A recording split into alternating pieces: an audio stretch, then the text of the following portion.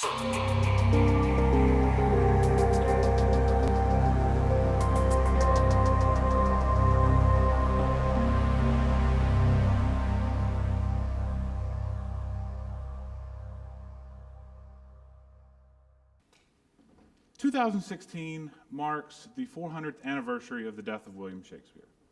This event is something that's being celebrated across the world by a wide variety of institutions, organizations, city governments. There's the Shakespeare Birthplace Trust, the Shakespeare Globe Theater. The city of Chicago has a ton of events.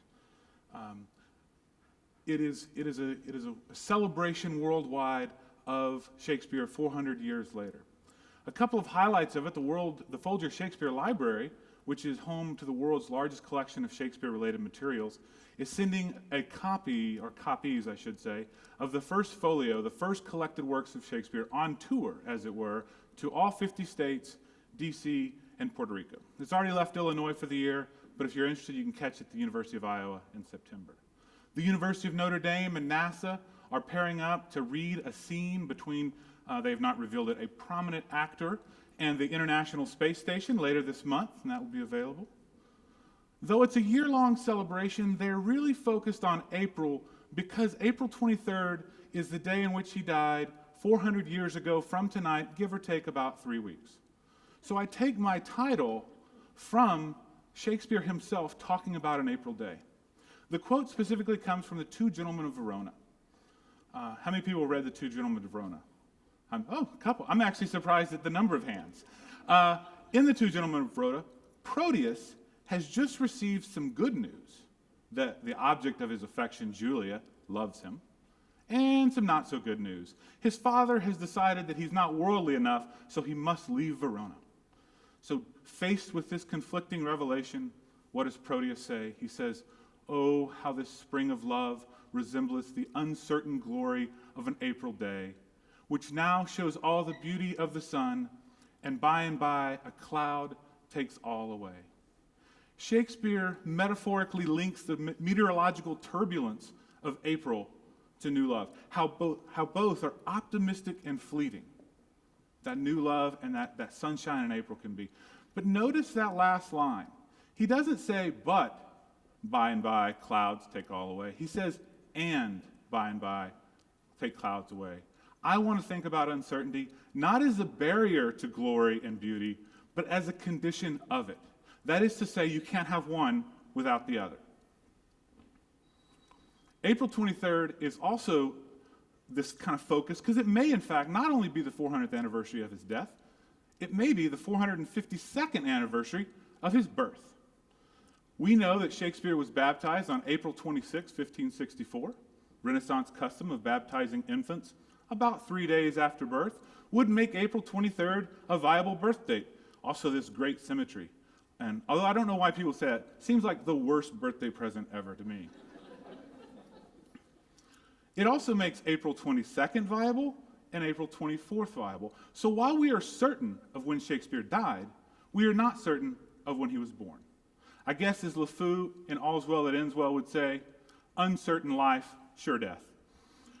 But of course, that's not what LeFou's talking about. LeFou's talking about our lives overall and how the only thing we know for sure is our eventual end.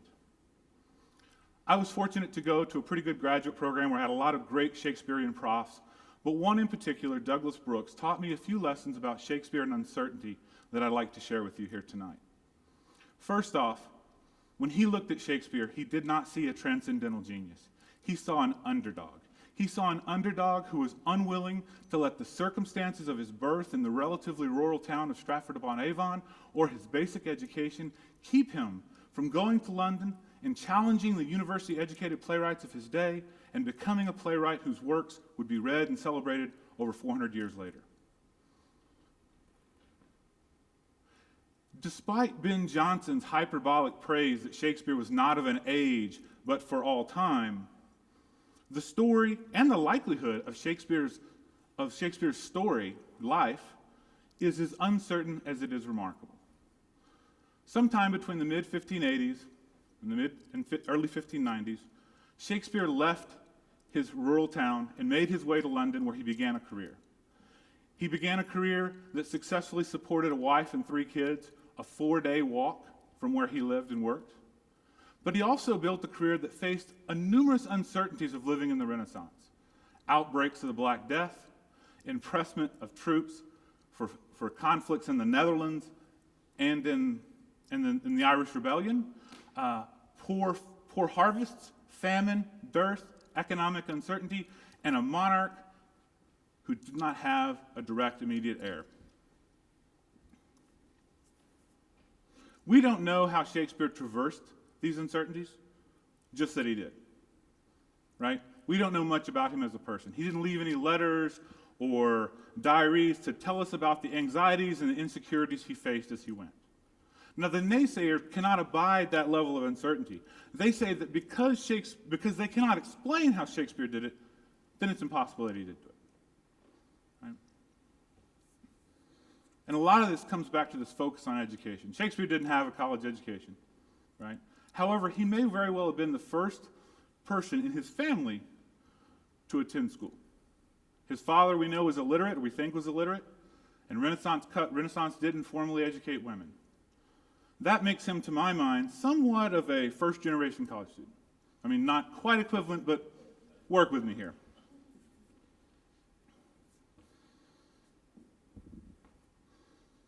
How many first-generation college students here tonight? Okay, me too. My mother got her GED, and my father graduated high school. All through college and grad school, I felt like I didn't belong. That became especially acute in grad school. I knew that one day they would realize the error they had made, and they were going to make me hit the door. I just knew it. By the second year of my master's program, I was feeling a little bit better. I'd been accepted to my first academic conference. I started to feel like I belonged. I was participating in class, all the things you're supposed to do, right? The sun was definitely shining that April, even though it was October. But it was shining. I met Douglas Brooks early on in that semester. He was a brand new professor who had come to visit a class I was taking on Renaissance poetry. And he was super eager to work with graduate students. He said, anything I can do, you let me know. I'll read your work. Whatever it is, you let me know. I want to help. I want to work with graduate students. I thought, hey, what a great opportunity. I have this conference coming up. I'm really nervous about it. Here's this guy. I'll take it in. Shot him an email. He agreed. And we were ready to go. Showed up a few days later at his office. First thing he said when I walked in the room, he said, "How do you take your criticism?" I was a bit confused, so I asked him what he meant. He said, "Can I be direct, or should I water it down?" I was feeling pretty good, so I said, "Be direct."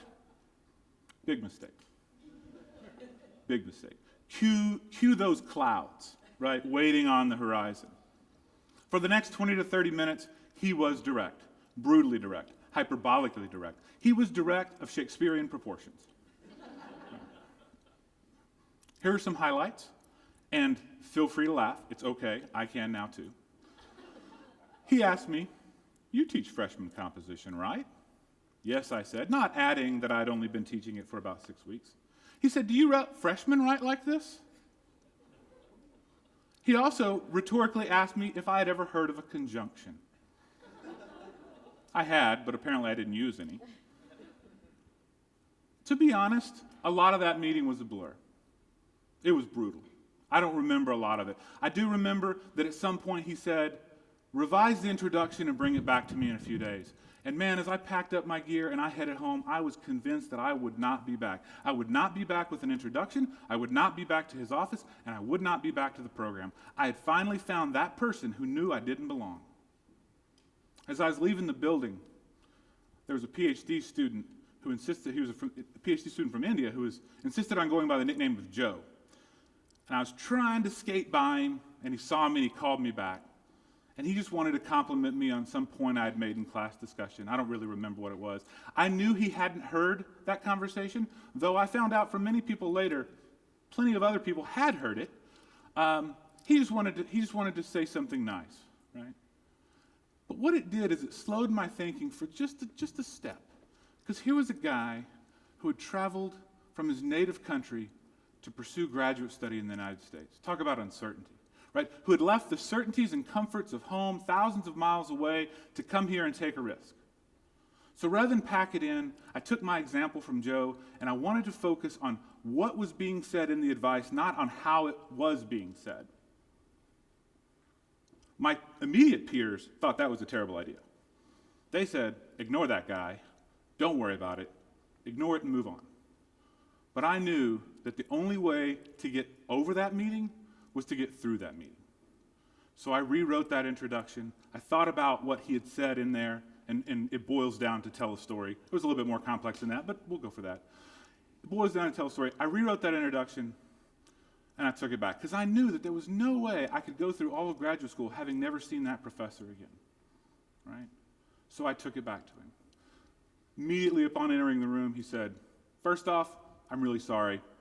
That was not an acceptable way to behave. He chalked it up to inexperience and having a bad day. We went on and talked about the introduction, and it was the exact opposite. But you know what? Looking back, I needed that meeting to happen that way.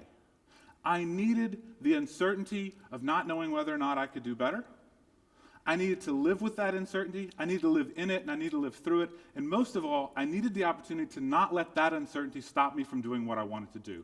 Uncertainty cannot be denied, cannot be suppressed through denial, and uncertainty cannot be overcome with arrogance. It must be embraced.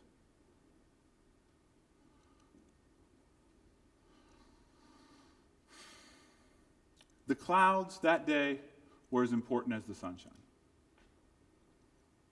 Now, he went on not only to help me with that conference paper, but to help me present my first conference panel. He even talked it up to enough people that it was standing room only. My first and actually only standing room only presentation. When his first book came out, the last part of the inscription read, "Looking forward to many collaborations." Those collaborations never really had a chance to materialize, as Professor Brooks passed away in 2009, and in doing so taught me yet another lesson about uncertainty. Timon of Athens, Shakespeare's Time of Athens, refers to life's uncertain voyage, and we are all on that voyage, some of us a little further along than others. And when we look out, we face what Hamlet might call a sea of troubles. Though Black Death is not an immediate concern for us, and we don't really care if the monarch has direct children, there are some eerily similar things to when we look out at the world and we think about when Shakespeare took that first step away from Stratford to London.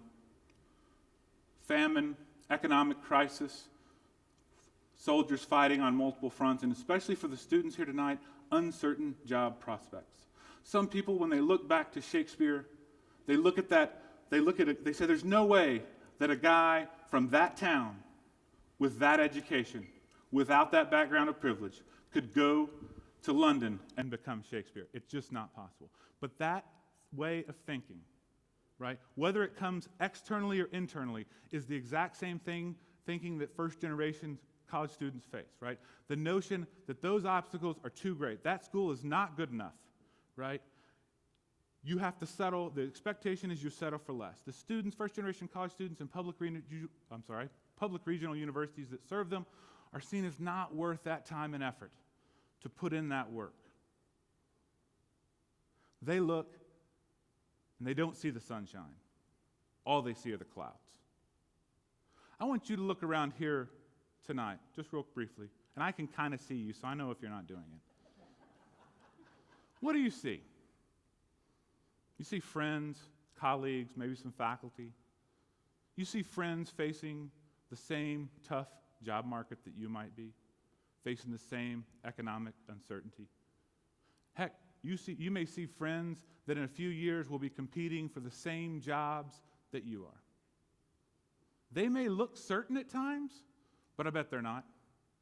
I bet they're carrying their own uncertainties, right? As I bet you look certain to them, right? The uncertainty of being a first-generation college student, the uncertainty of not knowing how you'll pay rent or tuition next semester or month, the uncertainty of balancing work family, and school, right? When I look around, I see the doubt. When I look around here, when I look around the classes, the faces in my classes, I see the anxiety, I see the obstacles. I also see students striving to make the most of their education. I see students trying desperately to change the circumstances for themselves and for their families. And I too see the uncertainty, but I don't see the uncertainty as a barrier to your greatness. I see it as a condition of it. Because most of all, what I see when I look around these rooms are rooms full of Shakespeare. Embrace the uncertainties on your journey and drop me a line when you get to London. Thank you.